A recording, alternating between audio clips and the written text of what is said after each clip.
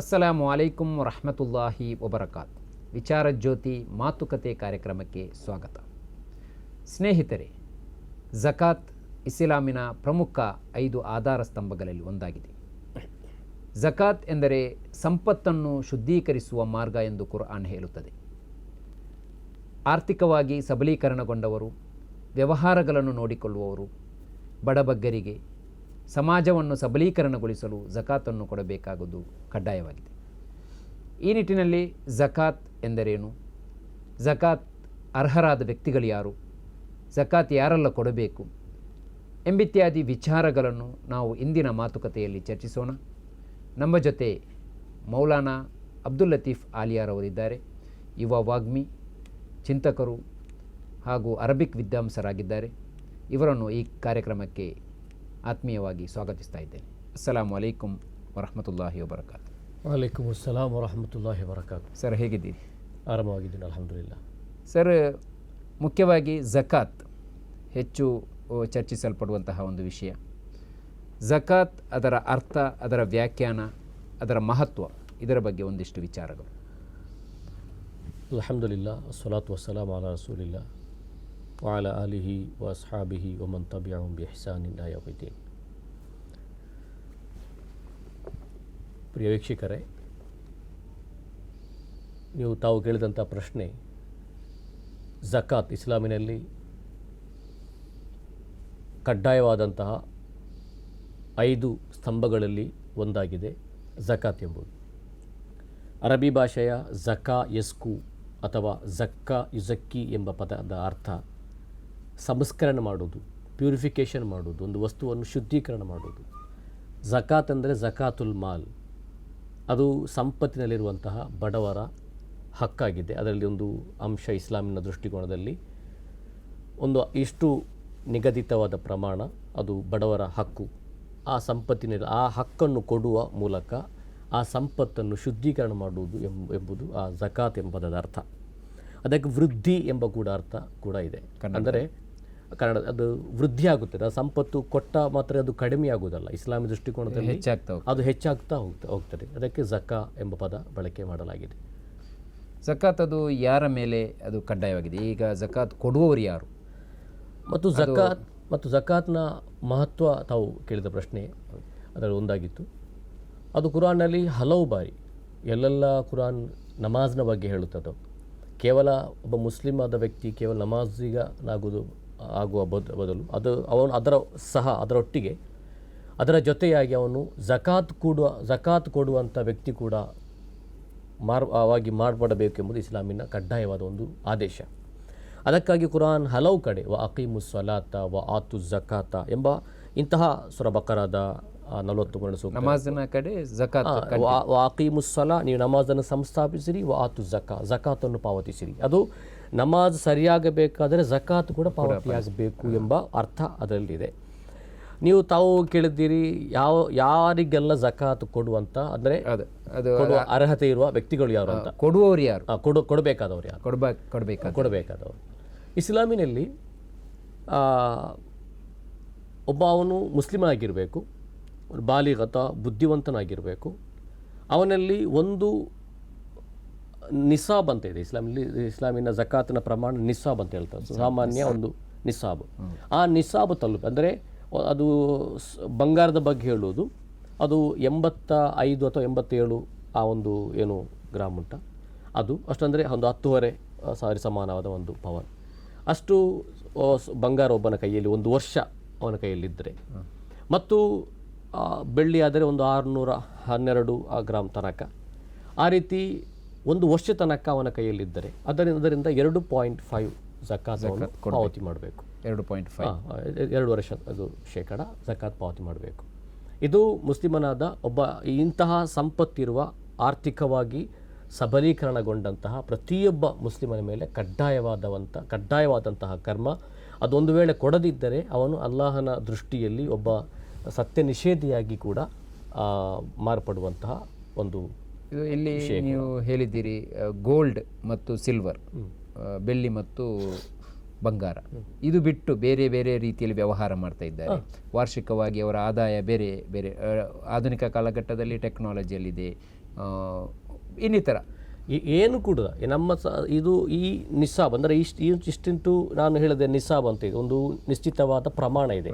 ಆ ಪ್ರಮಾಣ ಅಷ್ಟು ಹಣ ನನ್ನ ಸಂಬಳ ನನ್ನ ಬಳಿ ಇದ್ದರೆ, ಒಂದು ವರ್ಷದ ಸಂಬಳವನ್ನು ನಾನು ಲೆಕ್ಕ ಮಾಡಿ ನನ್ನ ಅದರಿಂದ ಖರ್ಚು ವೆಚ್ಚಗಳನ್ನೆಲ್ಲ ಬಿಟ್ಟ ಮೇಲೆ ನನ್ನ ಮಕ್ಕಳ ಮೇಲೆ ನನ್ನ ಶಾಲೆಯ ಖರ್ಚು, ಮಕ್ಕಳ ಖರ್ಚು, ಫೀಸ್ನ ಇದೆಲ್ಲ ಬಿಟ್ಟು ಆ ನಿಸಾಬ್ ಎಷ್ಟು ಒಂದು ನಿಶ್ಚಿತವಾದ ಪ್ರಮಾಣ ನನ್ನ ಕೈಯಲ್ಲಿ ಉಳಿದರೆ ಅದಕ್ಕಾಗಿ ನಾನು ಈ ಸಂಪತ್ತನ್ನು ಇಷ್ಟು 2 ವರ್ಷ ಕೊಡಬೇಕು. ನಾನು ಒಂದು ವರ್ಷದ ಅವಧಿಯಲ್ಲಿ ಅದು ಕೇವಲ ಬಂಗಾರ ಮಾತ್ರವಲ್ಲ, ಅದು ಯಾವುದೇ ಸಂಬಳ ಆದರೂ ಕೂಡ ಯಾವ ರೀತಿಯಲ್ಲಿ ಅದು ನಮ್ಮ ಬಾಡಿಗೆ ಬರುವುದಾಗಿರಲಿ, ಅದು ಪ್ರಾಪರ್ಟಿ ಆಗಿರಲಿ, ಆ ರೀತಿ.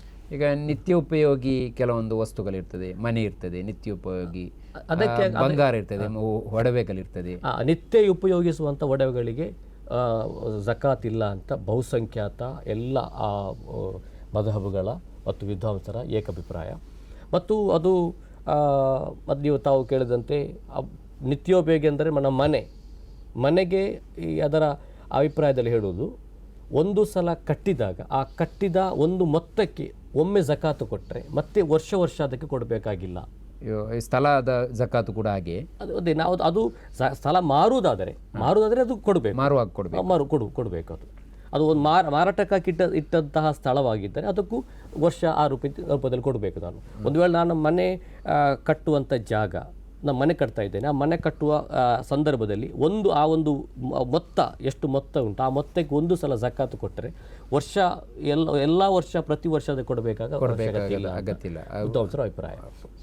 ಈ ಝಕಾತ್ ಕೊಡುವವರ ಬಗ್ಗೆ ನಮಗೆ ಈಗಾಗಲೇ ಸ್ವಲ್ಪ ಮಾಹಿತಿ ನೀವು ಹೇಳಿದ್ದೀರಿ, ಯಾರೆಲ್ಲ ಕೊಡಬೇಕು ಅಂತೇಳಿ. ಆರ್ಥಿಕವಾಗಿ ಸಬಲೀಕರಣಗೊಂಡ ಎಲ್ಲ ವ್ಯಕ್ತಿಗಳು, ವಿಶ್ವಾಸಿಗಳಾದ ಎಲ್ಲ ವ್ಯಕ್ತಿಗಳು ಝಕಾತನ್ನು ಕೊಡಬೇಕು, ಕಡ್ಡಾಯವಾಗಿದೆ. ಅದು ಅವರಲ್ಲಿ ಸ್ವಲ್ಪ ಪ್ರಮಾಣವಿರಲಿ ಹೆಚ್ಚು ಪ್ರಮಾಣವಿರಲಿ, ಅದು 2.5 ಅವರು ಕೊಡಲೇಬೇಕಾಗ್ತದೆ. ಈಗ ಅದನ್ನು ಸ್ವೀಕರಿಸುವಂತಹ ಜನರು, ಈಗ ಎಲ್ಲರಿಗೂ ಅದನ್ನು ಕೊಡಬೇಕು ಅಥವಾ ಅದರಲ್ಲಿ ಲಿಮಿಟೆಡ್ ಇದೆ, ಇಷ್ಟು ಜನರಿಗೆ ಮಾತ್ರ ಕೊಡಬೇಕು ಎಂಬುದರ ಬಗ್ಗೆ ಇಸ್ಲಾಮಿನ ಪರಿಕಲ್ಪನೆ ಏನು?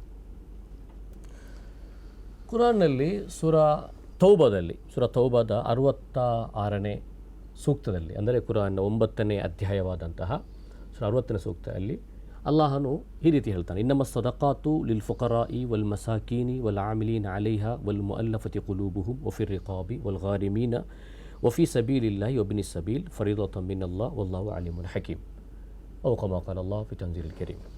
ಅಲ್ಲಾಹನು ಹೇಳ್ತಾನೆ, ಈ ಝಕಾತ್ ಎಂದರೆ ಕೊಡಬೇಕು ಈ ಕಡ್ಡಾಯ ದಾನಗಳು ಫಕೀರರಿಗೆ, ಅಂದರೆ ಬಡವರಿಗೆ ಮತ್ತು ಮಿಸ್ಕೀನ್ ದರಿದ್ರರಿಗೆ, ಈ ನಿರ್ಬಂಧ ದಾನಗಳ ಈ ಕಾರ್ಯಗಳಲ್ಲಿ ನೇಮಕಗೊಂಡವರಿಗೆ ಮತ್ತು ನವ ಮುಸ್ಲಿಮರಿಗೆ ಮತ್ತು ಕೊರಳು ಬಿಡಿಸುವುದಕ್ಕೆ ಸಾಲಗಾರರಿಗೆ ನೆರವು ನೀಡಲಿಕ್ಕಾಗಿ ಮತ್ತು ಅಲ್ಲಾಹನ ಮಾರ್ಗದಲ್ಲಿ ಮತ್ತು ಪ್ರಯಾಣಿಕರ ಸತ್ಕಾರಕ್ಕಾಗಿ ಖರ್ಚು ಮಾಡಲಿಕ್ಕಾಗಿ ಈ ಸಂಪತ್ತನ್ನು ನೀವು ಬಳಕೆ ಮಾಡಬೇಕು. ಇದು ಅಲ್ಲಾಹನ ಕಡೆಯ ಕಡ್ಡಾಯವಾದಂಥ ಒಂದು ಆದೇಶವಿದು.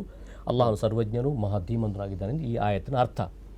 ಇಷ್ಟು ಈ ವಿಭಾಗಗಳಿಗೆ ನಾವು ಝಕಾತ್ ಕೊಡುವಾಗ ಈ ಕೆಟಗರಿಯಲ್ಲಿ ಬರುವಂಥ ಜನರಿಗೆ ಈ ಝಕಾತನ್ನು ಪಾವತಿ ಮಾಡಬೇಕು. ಅದು ನಮ್ಮ ಕುಟುಂಬದವರಾಗಿರಲಿ ಹೊರಗಿನವರಾಗಿರಲಿ. ಇದರಲ್ಲಿ ಈಗ ನೀವು ಒಂದೊಂದೇ ಈಗ ಫಕೀರ್, ಮಿಸ್ಕೀನ್ ಇವರ ನಡುವಂತಹ ವ್ಯತ್ಯಾಸಗಳೇನು? ಫಕೀರ್ ಅಂದರೆ ಅವನು ಸಂಪಾದಿಸ್ತಾನೆ, ಆದರೆ ಅವನು ಸಂಪಾದನೆ ಮಾಡಲು ಅದು ಸಾಕಾಗುವುದಿಲ್ಲ. ಅಂದರೆ ಸಂಪಾದನೆ ಕೆಲವೊಮ್ಮೆ ಅವನು ರೋಗಿಯಾಗಿರ್ಬೋದು, ಸಂಪಾದನೆ ಮಾಡುವುದಿಲ್ಲ. ನಾವು ಹೇಳೋದು ತುಂಬ ಬಡವನಾದ ವ್ಯಕ್ತಿ, ಅವನಿಗೆ ಸರಿಯಾದ ಕೆಲಸ ಕೂಡ ಇಲ್ಲ, ಒಂದು ಸರಿಸಮಾನವಾದ ಕೆಲಸ ಇಲ್ಲ. ಈ ರೀತಿ ಒಂದು ವ್ಯಕ್ತಿ, ಆ ವ್ಯಕ್ತಿ ಎಲ್ಲರಲ್ಲೂ ಅವನು ಬೇಡ್ತಾ ಇರ್ತಾನೆ. ಇಂತಹ ವ್ಯಕ್ತಿಯನ್ನು ಗುರುತಿಸಿ ಬೇಡುವವರು ಕೂಡ ಫಕೀರಲ್ಲಿ ಬರ್ತಾರೆ. ಅವ್ರು ಬೇಡ್ತಾ ಹೋಗಿ, ಫಕೀರ್ ಅಂದರೆ ಬೇಡ್ತಾ ಹೋಗುವವನು, ಅವನು ಬೇಡ್ತಾನೆ. ಇಸ್ಲಾಂ ಬೇಡುವುದಕ್ಕೆ ಆಸ್ಪದ ಕೊಡುವುದಿಲ್ಲ, ಆದರೆ ಅವನು ಆ ಒಂದು ಸಂದರ್ಭದಲ್ಲಿ ಆ ರೂಪದಲ್ಲಿ ಅವನು ಬೇಡುವಂಥ ಒಂದು ಅವಸ್ಥೆಗೆ ತಲುಪಿದಾಗ ಅಂಥ ವ್ಯಕ್ತಿಗಳನ್ನು ಗುರುತಿಸಿ ಈ ಝಕಾತ ಪಾವತಿಯನ್ನು ಕೊಟ್ಟು ಅವನನ್ನು ಆ ಬೇಡುವುದರಿಂದ ಮತ್ತು ಆ ಬಡತನದಿಂದ ಅವನನ್ನು ದೂರ ಮಾಡುವ ಸ್ವಾವಲಂಬಿಯಾಗಿ ಮಾಡುವ ಒಂದು ಉದ್ದೇಶ. ಎರಡನೆಯದು ಮಿಸ್ಕೀನ್ ಅಂದರೆ ಅವನಿಗೆ ಅದರ ಅರ್ಥವೇ ಅವನು ಯಾರೊಂದು ಕೇಳುವುದಿಲ್ಲ, ಸ್ವಾಭಿಮಾನಿ.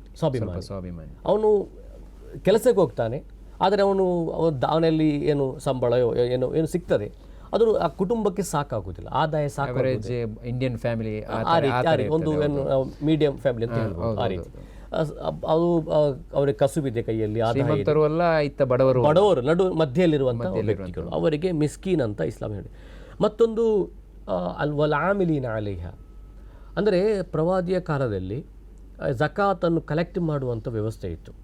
ಜಕಾತನ್ನು ಕಲೆಕ್ಟ್ ಮಾಡಲು ಕೆಲವು ಸಂಗ್ರಹಿಸುವಂತಹ ವ್ಯಕ್ತಿಗಳಿದ್ದರು, ಲೇಬರ್ಸ್ಗಳಿದ್ದರು. ನಾವು ಅಕೌಂಟೆಂಟ್ ಅಂತ ಹೇಳ್ತೇವೆ, ಅಕೌಂಟೆಂಟ್ ಆ ರೀತಿಯ ಕೆಲವು ಟ್ಯಾಕ್ಸ್ ಅನ್ನು ಕಲೆಕ್ಟ್ ಮಾಡುವವರು, ಆ ರೀತಿ ಅಧಿಕಾರಿಗಳಿದ್ದರು. ಆ ಅಧಿಕಾರಿಗಳಿಗೆ ಈ ಜಕಾತಿಂದ ಅವರ ಮಾಸಿಕವಾಗಿ ಸಂಬಳ ಎಂಬ ರೂಪದಲ್ಲಿ ಅವರಿಗೆ ಕೊಡಲಾಗ್ತಾ ಇತ್ತು. ಮತ್ತು ಮನವೊಲಿಸಬೇಕಾದ ಅಗತ್ಯವಿರುವ ಅಲ್ಲಫತಿ ಕುಲು, ಅಂದರೆ ಇದಕ್ಕೆ ಒಂದು ಹಲವು ರೀತಿಯ ವ್ಯಾಖ್ಯಾನಗಳಿವೆ. ಒಂದು ಒಳ್ಳೆಯ ವ್ಯಾಖ್ಯಾನ ಅಂದರೆ ನವ ಮುಸ್ಲಿಮರು, ಅವರು ಮುಸ್ಲಿಮರಾಗಿ ಬರ್ತಾರೆ, ಹಾಗೆ ಬರುವಾಗ ಎಲ್ಲವೂ ಬಿಟ್ಟು ಬರ್ತಾರೆ. ಅವರು ಆ ಸಂದರ್ಭ ಅವರ ಕೈಲಿ ಏನು ಇರುವುದಿಲ್ಲ, ಅವರು ಸ್ವಾವಲಂಬಿಯಾಗಿ ಮಾಡುವ ಒಂದು ಆತನಾಗ ಆ ಉದ್ದೇಶದಲ್ಲಿ ಇವರಿಗೆ ಈ ಜಕಾತ್ನ ಪಾವತಿ, ಜಕಾತಿನ ಹಣದಿಂದ ವ್ಯಾಪಾರ ಮಾಡಿ ಕೊಡಬಹುದು. ವ್ಯಾಪಾರ ಮಾಡಿ ಅವರು ಸ್ವಾವಲಂಬಿಯನ್ನು ಮಾಡಲು ಇದು ಪ್ರಯತ್ನಿಸಬಹುದು. ಮತ್ತು ಕರುಳು ಬಿಡಿಸುವುದಕ್ಕೆ, ಅಂದರೆ ಒಫಿರ್ ರಿಖಾಬ್, ಅಂದರೆ ಕಳ್ಳ ಕೇಸುಗಳಲ್ಲಿ ನಿರಪರಾಧಿಗಳಾಗಿ ಅವರು ಜೈಲಲ್ಲಿರುವವರು, ಅವರು ನಿಜವಾಗಿ ಅವರ ಅಪರಾಧಿಗಳಲ್ಲ, ಅವರಲ್ಲಿ ಹೊರಗೆ ಬರಲು ಜಾಮೀನು ತೆಗೆಯಲು ಹೊರಗೆ ಬರಲು ಅವರಲ್ಲಿ ಹಣ ಇಲ್ಲ, ಅಷ್ಟು ಬೇಕಾದಷ್ಟು ಹಣವೂ ಇಲ್ಲ. ಆ ಸಂದರ್ಭಗಳಲ್ಲಿ ಅವನೊಬ್ಬ ಅದು ನಿರಪರಾಧಿ ಅಂತ ನಮಗೆ ಭಾಸವಾದರೆ ಆ ರೀತಿ ಆ ವ್ಯಕ್ತಿಯನ್ನು ಅವನನ್ನು ಜೈಲಿಂದ ಹೊರಗೆ ತೆಗೆಯಲು ಈ ಹಣವನ್ನು ಅದೇ ನಾವು ಇಂದು ಪತ್ರಿಕೆಯಲ್ಲಿ ಕಾಣ್ತೇವೆ. ಸಣ್ಣ ಸಣ್ಣ ವಿಚಾರಗಳಿಗೆ ಎಷ್ಟೋ ವರ್ಷಗಳ ಕಾಲ ಅವರು ಜೈಲಲ್ಲಿ ಇರ್ತಾರೆ. ಅವರಿಗೆ ಒಂದು ಲಾಯರ್ ಹಣ ಕೊಡ್ಲಿಕ್ಕೆ ಇರುವುದಿಲ್ಲ, ಅವ್ರು ಫೈಟ್ ಮಾಡಲು ಆ ರೀತಿ ಅಂತ ಸಂದರ್ಭಗಳಲ್ಲಿ ಹಣವನ್ನು ಜಕಾತಿನ ಹಣವನ್ನು ಪಾವತಿ ಮಾಡಿ ಅದು ಬಳಕೆ ಮಾಡಬಹುದು ಎಂಬ ಉದ್ದೇಶ. ಅದನ್ನು ಆಧುನಿಕವಾದ ವಿದ್ವಾಂಸರು ಕೊಡುವಂಥ ವ್ಯಾಖ್ಯಾನ.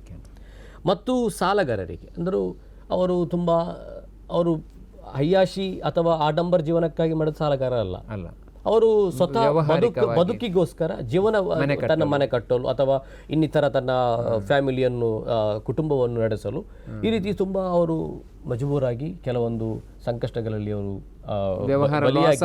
ವ್ಯಾಪಾರದಲ್ಲಿ, ಈಗ ಕೃಷಿಕರಿಗೆ, ಅವರಿಗೆ ರೈತರಿಗೆ ನೆರೆ ಬಂದು ಅಥವಾ ಮಳೆಯ ಸಂದರ್ಭಗಳಲ್ಲಿ, ಸಂಕಷ್ಟಗಳಲ್ಲಿ, ಅನಾಹುತ, ಅಂತಹ ವ್ಯಕ್ತಿಗಳಿಗೆ, ಸಾಲಗಾರದವರಿಗೆ ಇಂತಹ ಅದನ್ನು ಕೂಲಂಕುಷವಾಗಿ ಅಧ್ಯಯನ ಮಾಡಿ ಆ ವ್ಯಕ್ತಿ ಅದಕ್ಕೆ ಅರ್ಹ ವ್ಯಕ್ತಿ ಎಂದಾದರೆ ಈ ಜಕಾತ್ನ ಹಣದಿಂದ ಅವನನ್ನು ಕಾಪಾಡಬಹುದು ಎಂಬ ಉದ್ದೇಶ ಇದರಲ್ಲಿದೆ. ಮತ್ತು ಅಲ್ಲಾಹನ ಮಾರ್ಗದಲ್ಲಿ ಮತ್ತು ಪ್ರಯಾಣಿಕ ಸತ್ಕಾರಕ್ಕಾಗಿ, ಅಂದರೆ ಅಲ್ಲಾಹನ ಮಾರ್ಗದಲ್ಲಿ ಕೆಲಸ ಮಾಡುವಲು, ಈ ಅಲ್ಲಾಹನ ಮಾರ್ಗದಲ್ಲಿ ಅಂದರೆ ಇಸ್ಲಾಂ ಒಂದು ಜನರ ಸೇವೆಗೈಯಲು ಮಾಡುವಂಥ ಸಮಾಜದ ಉನ್ನತಿಗಾಗಿ, ಒಳ್ಳೆಯ ಒಂದು ಸಬಲೀಕರಣಕ್ಕಾಗಿ ಮತ್ತು ಒಳ್ಳೆಯ ಪ್ರಜೆಗಳನ್ನು ಶೈಕ್ಷಣಿಕ ರಂಗದಲ್ಲಿ ಆ ರೀತಿ ಇದನ್ನು ಬಳಕೆ ಮಾಡ್ಬೋದು.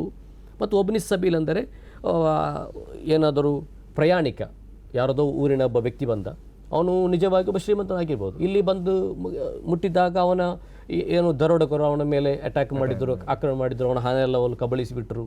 ಮತ್ತು ಅವನಲ್ಲಿ ಏನು ಒಂದು ಆ ಸಂದರ್ಭದಲ್ಲಿ ಅವನು ಬಡವನಾಗಿ ಬಿಟ್ಟ, ಅವನ ಮರಳಿ ಹೋಗಲು ಕೂಡ ಅವನಲ್ಲಿ ಹಣ ಇಲ್ಲ. ಅಂಥ ಸಂದರ್ಭಗಳಲ್ಲಿ ಅದನ್ನು ಕೂಲಂಕುಷವಾಗಿ ಅದು ಅಧ್ಯಯನ ಮಾಡಿ ಆ ವ್ಯಕ್ತಿ ಅಂತಹ ಅರ್ಹ ವ್ಯಕ್ತಿ ಎಂದಾದರೆ ಈ ವ್ಯಕ್ತಿಗೆ ಜಕಾತ್ನ ಅರ್ಹತೆ ಇದೆ ಕೊಡ ಹಣ ಪಡೆಯಲು ಅರ್ಹತೆ ಇದೆ ಅಂತ ಈ ಕುರಾನ್ನಲ್ಲಿ ಎಂಟು ವಿಭಾಗಗಳು, 8 ವಿಭಾಗಗಳಿಗೆ ನಾವು ಮುಖ್ಯವಾಗಿ ಅವರನ್ನು ಪರಿಗಣಿಸಬೇಕು. ನೀವು ಹೇಳಿದಂತೆ ಇದರಲ್ಲಿ ಆಮಿಲೂನ ಅಲಿಹ ಎಂಬ ಪದವನ್ನು ಕೂಡ ಬಳಸಿದ್ದೀರಿ. ವರ್ಕ್ ಮಾಡುವವರಿಗೆ ಈ ಇಂದು ಭಾರತದಲ್ಲಿ ಆ ಆಮಿಲೂನ ಅಲಿಹ ಕಲೆಕ್ಟ್ ಮಾಡಿ ಒಂದು ಸಾಮೂಹಿಕ ಜಕಾತ್ ಕೊಡುವಂಥ ಒಂದು ಅವಕಾಶವಿದೆ, ಅದಕ್ಕೆ ಅದು ಪ್ರಸ್ತುತವೇ? ನೋಡಿ, ಅದು ಎಲ್ಲ ಕಡೆ ಅದು ಪ್ರಸ್ತುತ ಅಂತ ಹೇಳಲಿಕ್ಕೆ ಸಾಧ್ಯವಿಲ್ಲ. ನಮಗೆ ಹೀಗೆ ಅದು ಕೊಡ್ಬೋದು, ಒಂದು ವೇಳೆ ಒಂದು ನಂಬಲರ್ಹವಾದ ವಿಶ್ವಾಸಾರ್ಹವಾದ ಒಂದು ಸಂಘಟನೆಯೋ ಅಥವಾ ನಮಗೆ ಅಂತಹ ಒಂದು ಅವಸ್ಥೆ ಇಲ್ಲದಿದ್ದರೆ ಒಂದು ವಿಶ್ವಾಸಾರ್ಹವಾದ ಸಂಘಟನೆ ಮೂಲಕ ಅವರು ಕೊಡುವುದಾದರೆ ಅದು ಅಂತಹ ಈ ಕುರಾನ್ನಲ್ಲಿ ಉಲ್ಲೇಖಿಸಲಾದಂತಹ 8 ವಿಭಾಗಗಳನ್ನು ಅರ್ಹ ವ್ಯಕ್ತಿಗಳನ್ನು ಗುರುತಿಸಿ ಅವರಿಗೆ ತಲುಪಿಸುವಂತಹ ಒಂದು ಪ್ರಾಮಾಣಿಕವಾದ ಒಂದು ತ್ಯಾಗ ಕೆಲಸವನ್ನು ಇವರು ಮಾಡುವ ಸಂಘಟನೆಯನ್ನು ನಮಗೆ ಮನವೊಲಿಕೆ ಆದರೆ ನಾವು ಭಾಸವಾದರೆ ಆ ರೀತಿ ಅವರಿಗೆ ನಮ್ಮ ವೈಯಕ್ತಿಕ ಜಕಾತನ್ನು ಕೊಡ್ಬೋದು. ಆ ರೀತಿ ಕೊಟ್ಟು ಎಲ್ಲರೂ ನೋಡಿ ಒಬ್ಬನು ಕೊಡುವಾಗ ಅಷ್ಟೊಂದು ಏನು ಪ್ರಭಾವ ಬೀರ್ಲಿಕ್ಕಿಲ್ಲ. 2-3 ನಮ್ಮ ಮನೆ ಎಲ್ಲರೂ ಒಟ್ಟು ಸೇರಿ ಜಕಾತ್ನ ಮುಖ್ಯ ಉದ್ದೇಶ ಏನೆಂದರೆ ಬಡತನ ನಿವಾರಣೆ. ನಾವು ಎಲ್ಲ ಸಂಕಷ್ಟ ಬಡತನ ನಿವಾರಣೆ ಸಂಪೂರ್ಣ ಇಸ್ಲಾಮಿನ ಮುಖ್ಯ ಉದ್ದೇಶ ಆ ಬಡತನವನ್ನು ನಿವಾರಿಸಬೇಕು ಅಂತ. ಆ ಬಡತನ ನಿವಾರಣೆ ಮಾಡಬೇಕಾದರೆ ಒಬ್ಬನಿಗೆ 1 ವರ್ಷದಲ್ಲಿ ಒಂದು 500 ರೂಪಾಯಿ ಕೊಟ್ಟ ಮೊದಲಿಗೆ ಅವನ ಬಡತನ ನೀಗಿ ಹೋಗುವುದಿಲ್ಲ. ಅದು ನಾವು ಒಂದು ಕಲೆಕ್ಟಿವ್ ಆಗಿ ಸಾಮೂಹಿಕವಾಗಿ ಅಟ್ಲೀಸ್ಟ್ ನಾವು ನಮ್ಮ ಮನೆಯವರೇ, ನಮ್ಮ ಸಹೋದರರು, ನಮ್ಮ ಯಾರು ಸಿಬ್ಲಿಂಗ್ಸ್ ಇದ್ದಾರೆ ಮನೆಯವರೆಯವರು, ಆ ಮನೆಯವರ ಜಕಾತನ್ನು ಕಲೆಕ್ಟ್ ಮಾಡಿ ನಮ್ಮ ಕುಟುಂಬದಲ್ಲೋ ಅತ್ಯಂತ ಬಡ ವ್ಯಕ್ತಿ ಈ ಜಕಾತ್ಗೆ ಅರ್ಹವಾದಂಥ ಈ 8 ವಿಭಾಗಗಳು ಯಾರಿದ್ದಾರೋ ಅವರನ್ನು ಗುರುತಿಸಿ ಅವನಿಗೆ ಒಂದು ಸ್ವಾವಲಂಬಿಯಾಗಲು ವ್ಯಾಪಾರವೋ ಆ ರೀತಿಯೊಂದು ಏನು ಮಾಡಿಕೊಟ್ರೆ ಅವನು ಅದನ್ನು ಆ ರೂಪದಲ್ಲಿ ಅವನು ಕಸುಬು ಮಾಡ್ತಾ ಇರ್ಬೋದಲ್ಲ.